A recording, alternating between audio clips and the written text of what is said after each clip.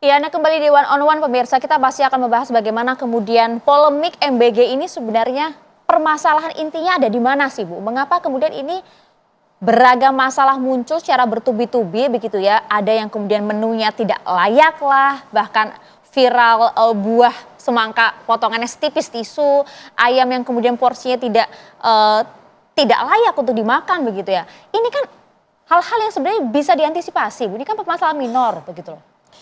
Oke. Tidak semuanya benar dan ada juga yang benar. Tidak semuanya benar, kadang-kadang foto yang viral itu udah dimakan terus difoto ya kan, sehingga ada sisa-sisanya. Nah itu yang belakangan yang paling banyak lagi nih, yang tadi lagi-lagi di bulan September ini paling banyak foto-foto yang soal menu. Jadi bukan hanya soal kasus keracunan, tapi soal menu, soal apalah gitu, ini viral juga kan gitu loh. Pernah kejadian begini, apakah betul itu misalnya ini ada belatung nih. Ini saya benar-benar ngalami. Ketika saya dilantik, saya tidak langsung masuk kantor BGN tapi saya sidak ke Kabupaten Kuningan. Ya. Saya lagi jalan dengan Ibu Wabu. Dilaporin lah di jalan, "Ibu, ada menu belatung." Di mana? Katanya SD Cikesi. Nah, saya pagi-pagi saya datang ke SD itu. Langsung saya datang. Saya nemuin guru-gurunya, ternyata apa? Enggak ada belatung itu. Yang ada dari 300 sekian menu yang dibagikan situ, itu hanya ada 2 telur busuk. Yaitu waktu itu yang lapor anak kelas 3 SD sampai kelas 6 SD. Jadi ini kan yang sudah disinformasi ya. Tapi kan ada kan itu gitu loh. Nah, tapi kan bukan belatung. Kan, ada telur busuk 2 di SD Cikesik. Ini saya sebut loh, ini bisa dicek ke sana, ya kan. Lalu ternyata yang di Madura, kemarin ada beberapa tempat, Bangkalan atau Pamekasan. Ternyata belatungnya itu cuma 1 misalnya. Tapi kan disebutkan makanan di SMA ini atau di sekolah mana itu berbelatung. Kita cek juga 1. Ada kepala sekolah yang baik, ada yang viral juga menyebutkan, enggak kok di tempat kami hanya ini. Nah tapi saya lagi-lagi Mbak, ini tidak nanti itu defensif lah ini. Memang ada juga yang mungkin gini, banyak rata-rata yang ahli gizi baru, itu kadang-kadang dia takut, jadi tolong dimengerti di setiap dapur SPPG itu ada 3 dari orangnya BGN. 1 adalah kepala SPPG, 1 lagi adalah ahli gizi, 1 akuntan. Nah akuntan yang baru ini, karena ngitung kadang-kadang, takut nih kalau belanja ini lebih dari 10. Sementara ahli gizinya textbook. Kemarin saya marah, kamu jangan textbook. Karena berdasarkan dia sekolah itu, ini gramasinya sudah cukup nih. Saya bilang kasih sayur banyak-banyak. Belum pernah ada atau nggak ada orang sakit atau makan sayur banyak. Saya bilang begitu. Jadi kamu kasih biar nggak di foto-foto tempe. Kenapa mesti sedikit? Kalau bisa cukup tempe 2, kasihlah tempenya 2. Jadi di satu sisi akuntannya ini takut nanti melebihi dari belanjanya 10.000, di satu sisi ahli gizinya itu textbook. Ya dia ikutin aja karena gramasinya memang sekian gitu loh, ya kan. Nah, karena berdasarkan buku segitu udah cukup gitu. Itu yang kemudian juga kemarin sempat dibahas ya di DPR ya oleh salah satu ahli gizi itu kan dokter, kan bahwa ahli gizi di setiap PPPG ini juga bukan yang kemudian memang merupakan pakar gizi yang kemudian dimaksudkan begitu loh Bu. Coba saya Mbak, Responan, mau nggak pakar gizi kerja di dapur MBG? Kita butuh 30.000. Saya sekalian mumpung di TV ini, kami butuh sarjana gizi. Kami kekurangan sekarang. Dan mohon dong anak-anak muda juga jangan disempelekan. Mereka juga apapun sekolah gizi loh. Mereka juga sekolahnya sekolah gizi, bukan dari sekolah lain gitu. Kasih kesempatan juga mereka, ya. Mereka juga pengen jadi ahli, mungkin setahun lagi dia dari itu bisa jadi ahli gitu, ya. Kalau ada yang mau sekarang, misalnya ahli-ahli bekerja, kami butuh sekarang karena kami sudah kekurangan ahli gizi.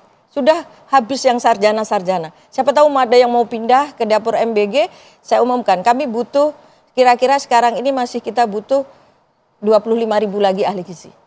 Oke. Kalau begitu Bu, apa kemudian sanksi yang akan diberikan kepada para SPPG atau dapur-dapur ABG ini yang kemudian melanggar SOP? Salah satunya contoh mungkin di Sukabumi, Jawa Barat gitu kan. Ada SPPG MBG yang kemudian dicek laboratorium oleh Polri ternyata memang mengandung bakteri dan jamur. Ini fakta ditemukan di sana. Ya, memang kan kita nggak makanya tadi saya awal kami salah. Mau itu ditemukan bakteri berarti yang salah kami, ya kan? Sanksinya? Sanksinya kan udah berulang kali saya ngomong di media. Per hari ini 40 dapur SPPG dari 45 yang berkasus kami tutup, yang 5 dalam proses. Sudah kami tutup. Tadi malam sudah dikirimkan surat. Semua 40 dapur itu ditutup. Lalu kepada SPPG-nya tadi sudah saya sebut, dinonaktifkan karena dianggap dia lalai. Karena dia adalah sebagai kepala dapur berarti dia harus bertanggung jawab. Ini kan mereka kan sudah dilatih kepemimpinan. Nggak ada peringatan satu, peringatan doang, nggak ada langsung? Tidak ada. Kita tutup. Saya bilang kalau saya kenceng, nggak bisa. Ini menyangkut manusia, menyangkut nyawa, menyangkut kesehatan anak-anak, nggak boleh main-main.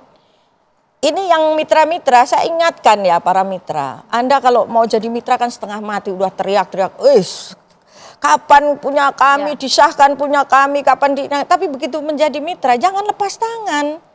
Ikut dong mengawasi. Karena kalau ditutup yang rugi itu bukan kami, bukan anak-anak saja. Anda Pak yang sudah invest mungkin miliaran akan rugi. Ingat ya Mbak, kami hanya kontraknya 1 tahun dengan para mitra. Jadi per tahun kami perbaiki, jadi bisa kami stop di 1 tahun atau bahkan sebelumnya karena ada klausal kalau memang tidak bisa memenuhi standar-standar sesuai dengan juknis kami akan cut di situ. Jadi saya minta ini, saya mohon ini kepada para mitra. Bantu kami, jangan dibebankan kami yang harus ngawasi. Anda juga harus ngawasi, ikut ngawasi karena namanya mitra. Karena di dalam rekening aja kita berdua rekeningnya join, jangan cuma rekeningnya yang join, tapi kami harus kerjasama dalam pengawasan ini gitu, ya Mbak. Dan bagaimana juga kemudian Anda Bu Nani menjawab adanya isu benar 5.000 dapur MBG fiktif? Nah ini masalah lagi. Saya sebetulnya jadi harus menjelaskan lagi. Gimana kalau yang disebut fiktif itu? Ada dapurnya dikasih duitnya negara terus nggak ada ternyata nggak dilakukan. Yang ditangkap masyarakat seperti itu. Dapurnya belum ada, duitnya negara juga nggak ada yang ngalir. Jadi di dalam pendaftaran itu kan kita mendaftarnya secara online, ya kan? Di dalam pendaftaran online itu sekarang saja yang daftar ini waktu itu sudah 90.000 apa 120.000 ngantri. Padahal kita butuhnya kan 30.000 dapur, 32.000 lah. Sekarang udah ada 120.000 mungkin yang antri. Semua kan masuk nih, kan susah masuk ke sini. Nah yang sudah bisa masuk mendapatkan ID itu melalui online itu, ya kan pendaftaran yang melalui online itu.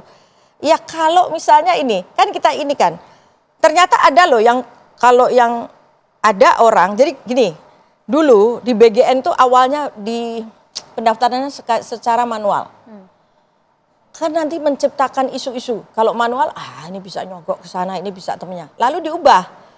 Bulan Januari atau Februari itu Januari diubah. Pendaftaran harus melalui punya dapur dulu dengan perlengkapan lengkap. Ya kan? Bulan Juni berubah lagi. Ini saya belum di sana loh ya. Bulan Juni berubah lagi menjadi adalah daftar dulu. Jadi titik-titiknya. Nah yang kelimpungan yang sudah membangun dapur ini kan karena belum dapat. Karena nggak mudah untuk masuk. Biasanya ini kalau yang punya ahli IT bisa disuruh mungkin ngendon jam 12 malam, jam 4 pagi untuk bisa masuk ini. Nah, yang ternyata nggak punya dapur, ini malah bisa masuk gitu loh. Nah, bukan mungkin ini yang disebut yang ngomong sebetulnya 5.000 ini ditemukan 5.000 itu dari BGN. BGN itu dia. Bukan dari DPR. Maksudnya gini, pas kita dicek kan itu selalu ini Sistem itu tiap hari minta laporan. Kita di situ kasih waktu 45 hari.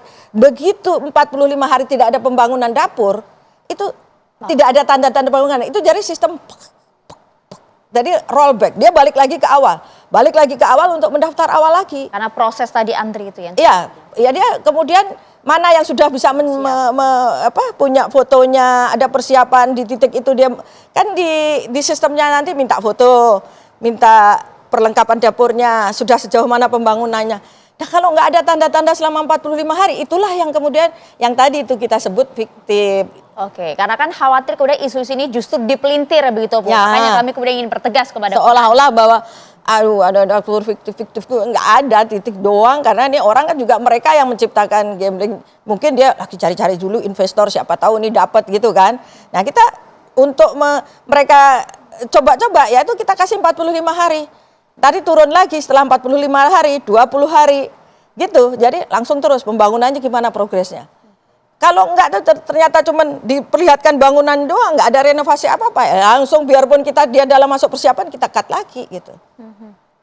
Oke, dengan berbagai polemik isu yang kemudian dimainkan dalam program makan bergizi gratis ini Bu, kita kan tentu tidak ingin kemudian ini bergulir liar begitu ya, karena ini menyangkut nyawa anak-anak generasi emas kita. Apa yang kemudian akan dilakukan oleh Badan Gizi Nasional ke depan untuk kemudian bisa memangkas, memutus beragam polemik yang ada saat ini? Dijawabnya usai jeda Bu. Sesaat lagi kami kembali untuk Anda.